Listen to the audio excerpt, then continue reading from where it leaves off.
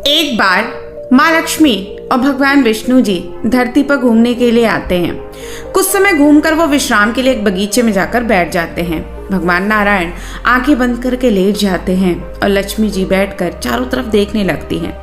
थोड़ी देर बाद उन्होंने देखा कि एक आदमी शराब के नशे में धुत गाना गाते हुए जा रहा था। उस आदमी को अचानक ठोकर लगी तो उस पत्थर को वो लात मारने लगा और अपशब्द कहने लगा। अब लक्ष्मी जी को बड़ा बुरा लगा। अचानक से उसकी ठोकरों से पत्थर हट जाता और वहां से एक पोटली निकली। उसने उठाकर देखा तो उसमें हीरे जवाहरात भरे थे। वो खुशी से नाचने लगा और पोटली उठाकर चलता बना। अब लक्ष्मी जी हैरान हुई।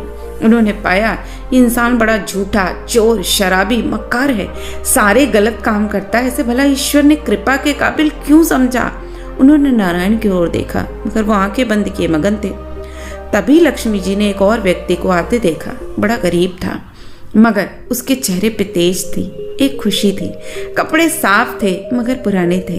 तभी उस व्यक्ति के पाँव में एक बहुत बड़ा कांटा चुभता है और उनका जो पैर होता है उससे खून के फव्वारे बह निकलते हैं। उसने हिम्मत कर उस शूल अर्थात कांटे को बाहर निकाला, पाँव में अपनी गमछा बांधा, प्रभु को हाथ जोड़कर धन्यवाद दिया कि प्रभु तूने सिर्फ कांटा चुभाया, कहीं मेरे पैर न टूट जाते। और ऐसा कहकर भगवान को धन्यवाद देता हुआ लंगड़ाता हुआ चला गया। अब इतने अच्छे व्यक्ति की यह दशा देखकर लक्ष्मी जी हैरान रह जाती हैं। उन्होंने पाया नारायण जी अभी भी आंखें बंद किए मजे से बैठे। उन्होंने अपने भक्त के साथ ये भेदभाव देखने के बाद उन्हें भगवान नारायण का ये जो बर्ताव था बिल्कुल पसंद नहीं आया। उन्होंने नारायण जी को हिलाकर उठाया, बोला, हे नारायण आंखें खोलो। तो नारायण भगवान ने अपनी आंखें खोली। लक्ष्मी जी ने उस घटना का राज पूछा तो नारायण जी ने जवाब दिया कि लोग मेरी कार्यशैली को नहीं समझते। मैं किसी भी इंसान को दुख या सुख नहीं देता। इंसान जो भी दुख या सुख पाता है वो अपनी करनी से पाता है। ये समझ लो कि मैं सिर्फ सबका हिसाब करता हूँ, सिर्फ ये हिसाब रखता हूँ कि किसको किस कर्म के लिए कब या किस जन्म में अपने पाप या पुण्य अनुसार क्या फल मिलेगा।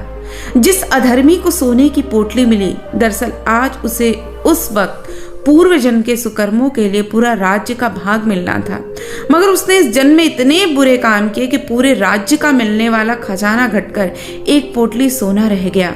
और उस भले व्यक्ति ने पूर्व जन्म में इतने पाप करके शरीर छोड़ा था कि आज उसे शूली अर्थात फांसी पर चढ़ाया जाना लगा था। लेकिन इस जन्म में उसके पुण्य कर्म इतने बढ़ गए कि उसको शूली की जगह बस एक शूल अर्थात एक कांटा ही चुभा। तो याद रखो कि ज्ञानी को कांटा चुभे तो उसे कष्ट होता है, दर्द तो होता है, लेकिन वो दुखी नहीं होता।